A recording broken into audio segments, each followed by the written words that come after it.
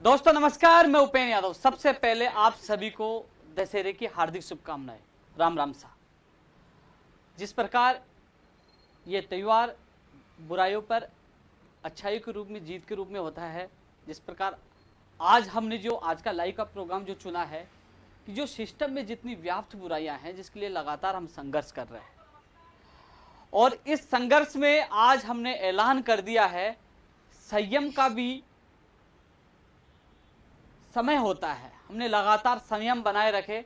लगातार जहां सरकार ने अच्छा कार्य किया, माननीय मुख्यमंत्री जी को धन्यवाद दिया, सरकार को दिया, लेकिन लगातार मुख्यमंत्री जी के निर्देशों के बावजूद फाइल एक अधिकारी रोक बैठते हैं, मंत्री लापरवाही करते, ध्यान नहीं देते, सुनते नहीं। बेरोजगार बेचारा घर से निकलता है, ज्ञापन देता है, ज्ञापन को फेंक दिया जाता है। ऐसी स्थिति में उनकी लापरवाही को लेकर आज हमने आर पार की लड़ाई का ऐलान कर दिया है।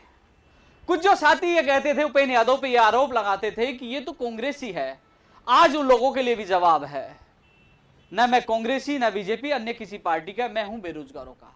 मुझे जब जब लगा है कि बेरोजगारों के साथ गलत हो रहा है, सबसे पहले बेरोजगारों के साथ कंधे से कंधा मिलाकर खड़ा हुआ हूं। चाहे लाठी पड़ी हो तो सबसे पहले लाठी खाई है, जेल जाना पड़ा है तो जेल गया हो, अनशन करना पड़ा, अनशन किया है, और आज फिर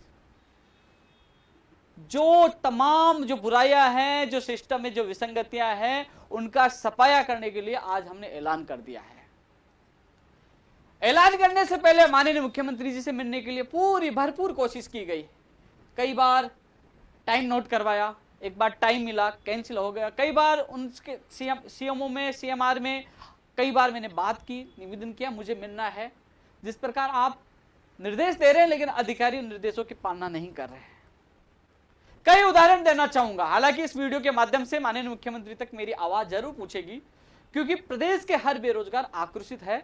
जो लापरवाही है, जो विसंगतियां हैं, जो तानाशाही है, उसको लेकर यह आक्रोश उपेंद्र यादव का नहीं, ये तमाम बेरोजगारों का है। क्यों आक्रोश है? मुख्यमंत्री जी, आपने 3 सितंबर को निर्देश दिए थे कि बाहरी राज्यों का कोटा समाप्त किया जाए, राजस्थान के अभ्यर्थियों को उनका हक मिले।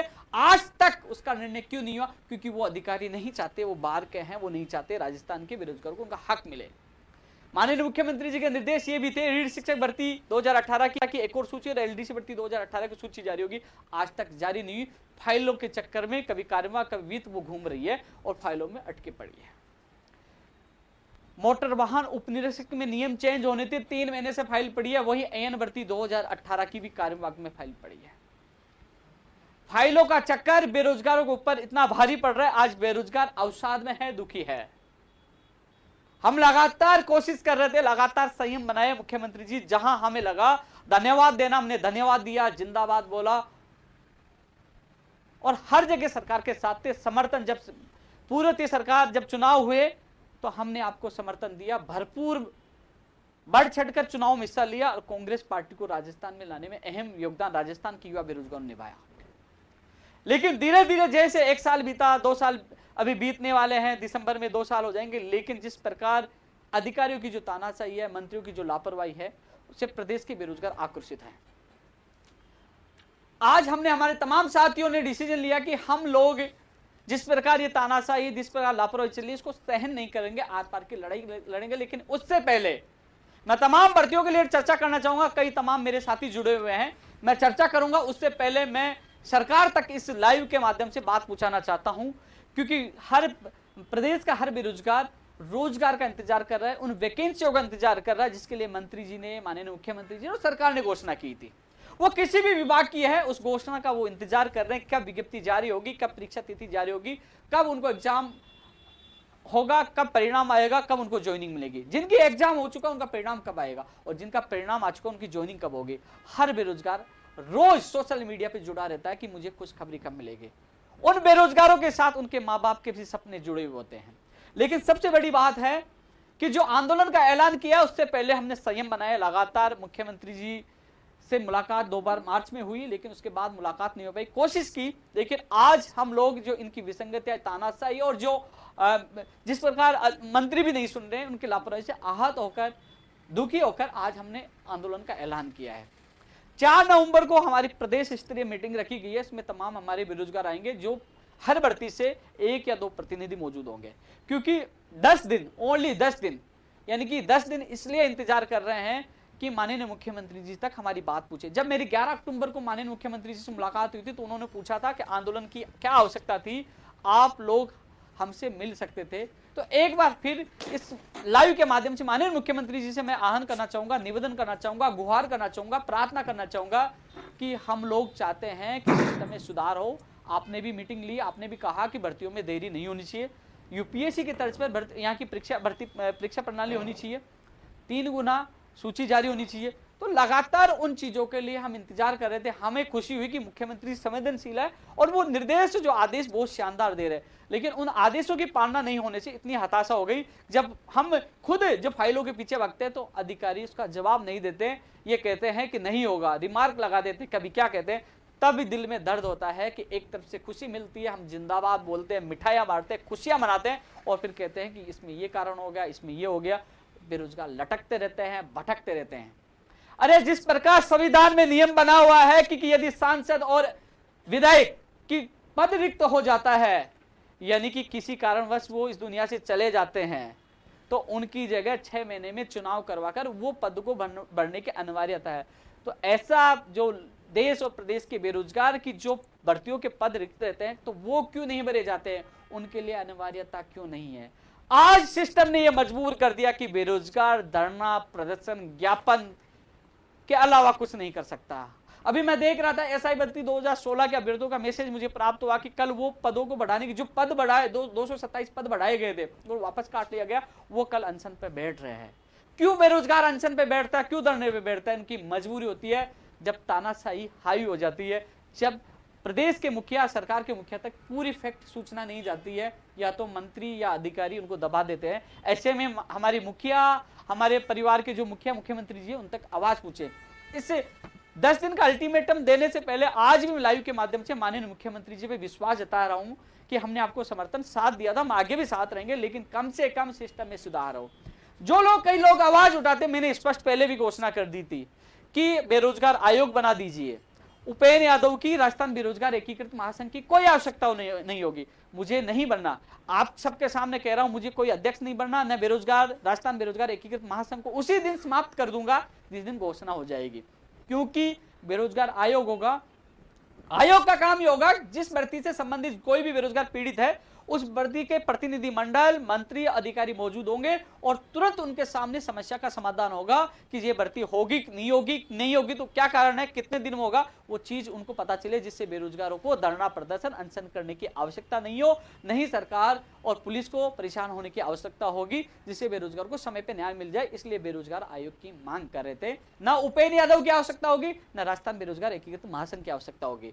मैं खुद उसको उसी दिन इस संगठन को समाप्त कर दूंगा, लेकिन बेरोजगार आयोग तो होना चाहिए। बेरोजगार अपनी पीड़ा रोए तो कहां रोए, अपनी बात रखे तो कहां रखे, एक स्थान होना चाहिए। मेरे देश और मेरे प्रदेश के युवाओं को कहना चाहूंगा कि सब जगह बेरोजगार आयोग होना चाहिए, जिससे उन लोगों की पीड़ाओं को कोई अपनी बात तो रख सके। दोस्तों, बात ऐसी है कि जो हमने निर्णय लिया है, संयम बहुत किया, बात पूछाने की मैंने बहुत कुछ की कोशिश की, ट्विटर के माध्यम से भी, सोशल मीडिया के माध्यम से और सीएमआर के अधिकारियों के माध्यम से समय मांगा, समय नहीं मिला। लेकिन अब मीडिया के माध्यम से 10 दिन का समय सरकार को दिया है। यदि सरकार ने 10 दिन के अंदर माननीय मुख्यमंत्री से हमारी मुलाकात नहीं होती, हमारी समस्याओं का समाधान नहीं होता है, तो हम लोग 4 नवंबर से बड़ी घोषणा कर रहे हैं, क्योंकि जो 21 जिलों में पंचायत समिति और जिला परिषद के चुनाव होने वाले हैं। हर जिले में हम 50 सदस्यों की टीम बनाएंगे और वहां का प्रभारी नियुक्त करेंगे। इसके अलावा सोशल मीडिया पे जो इनका नारा था कि अब होगा न्याय, हर भर्ती के ट्वीट के साथ हम एक अभियान चलाएंगे कि कब होगा न्याय। इसके अलावा जो भीलवाड़ा, सहाड़ा में जो अभी कांग्रेस के एमएलए कोरोना की वजह से इस दुनिया में नहीं रहे, 6 महीने में चुनाव होने, 1-1.5 महीना हो चुका है, 2-3 महीने में फिर चुनाव होने वाला है। यदि मुख्यमंत्री जी से हम गुहार करेंगे, हमें न्याय नहीं मिलता, इनकी दादागिरी जो अधिकारी कर रहे हैं, तानाशाही कर रहे हैं, मंत्रियों की लापरवाही समाप्त नहीं होती है, तो हम आर पार की लड़ाई लड़ेंगे। हम लोग जो चुनाव जिन पार्टी के लड़ने वाले उनको हम बेरोजगार करेंगे। हमारा बेरोजगार प्रत्याशी की घोषणा हम 4 नवंबर को कर देंगे, तैयारी स्टार्ट कर देंगे कि वहां प्रत्याशी बेरोजगार प्रत्याशी होगा, उपेंद्र यादव नहीं होगा। कई लोग कमेंट करने लग जाए कि उपेंद्र यादव नहीं, मैं नहीं उतरूंगा, लेकिन हमारा बेरोजगार प्रत्याशी होगा, हम टक्कर देंगे, क्योंकि हम लोग सहन कर चुके, यहां तक गले तक आ चुका है। अब वहां प्रत्याशी की घोषणा हम 4 नवंबर को करेंगे, कौन प्रत्याशी होगा।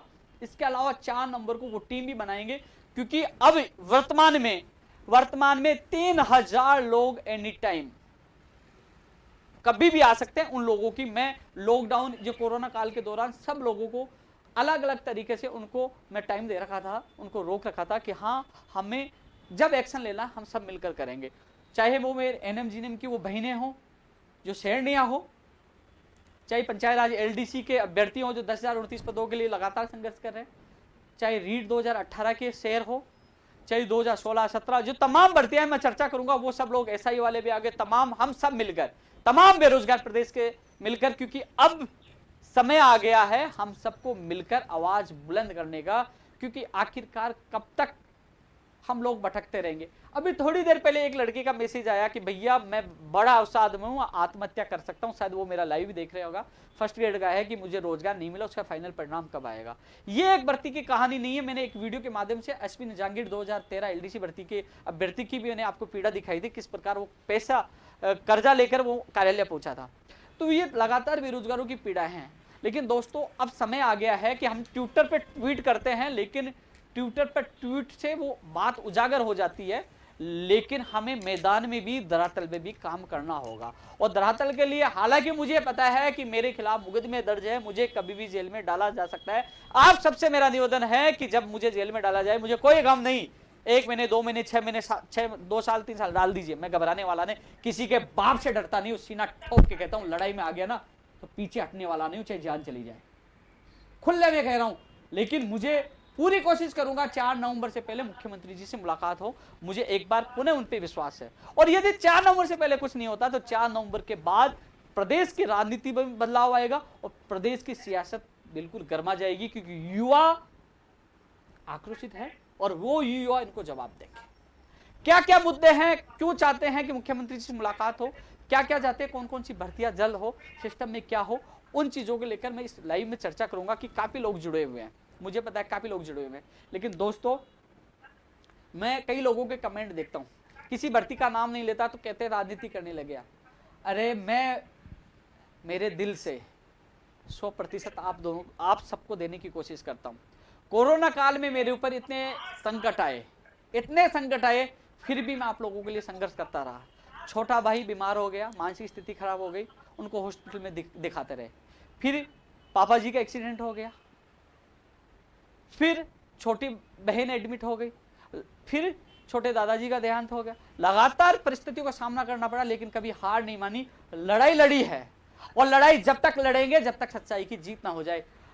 डरकर घर पर बैठने से कभी व्यक्ति जीत नहीं सकता।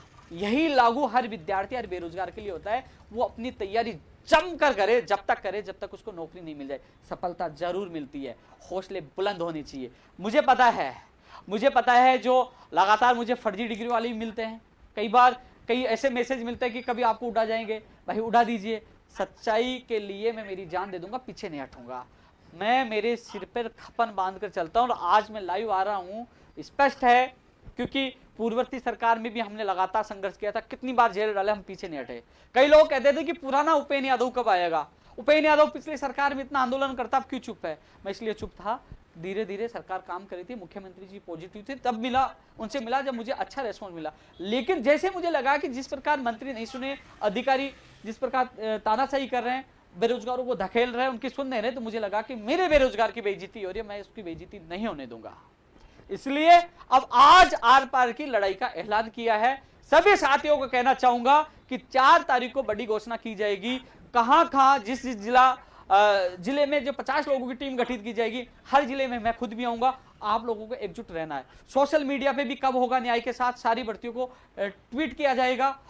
सोशल मीडिया पे भी एक सोशल मीडिया वार चलाया जाएगा। और जिस प्रकार राजस्थान सरकार जो किसानों के बिल को लेकर वो एक हस्ताक्षर अभियान चला रहे हैं विरोध में, तो यदि हमारी बात मुख्यमंत्री जी तक नहीं पूछती, मुख्यमंत्री जी हमारी समस्याओं का समाधान नहीं करते, तो 4 नवंबर को उसका भी फैसला लिया जाएगा। राजस्थान में भी बेरोजगार हस्ताक्षर अभियान विरोध में चलाया जाएगा, ये चीज की भी हम घोषणा कर रहे हैं। मीडिया को भी आज हमने सूचना दे दी है, मीडिया भी हमारे साथ लगातार है, क्योंकि अब यह लड़ाई रोचक हो चुकी है, आर पार की हो चुकी है। मुझे यह भी पता है कब मुझे जेल में डाल दिया जाए, लेकिन आप सबको यह कहना चाहूंगा, मुझे जेल में डाल दिया जाए तो आपको उस अभियान को जो हम 4 तारीख को घोषणा करने वाले हैं, उस अभियान को आप सबको मिलकर सफल बनाना है। यह लड़ाई उपेंद्र यादव की नहीं है, यह लड़ाई तमाम उन बेरोजगारों की है जो रोजगार का इंतजार करते हैं। वो ये लड़ाई इस सिस्टम के खिलाफ है कि सिस्टम में सुधार हो और बेरोजगार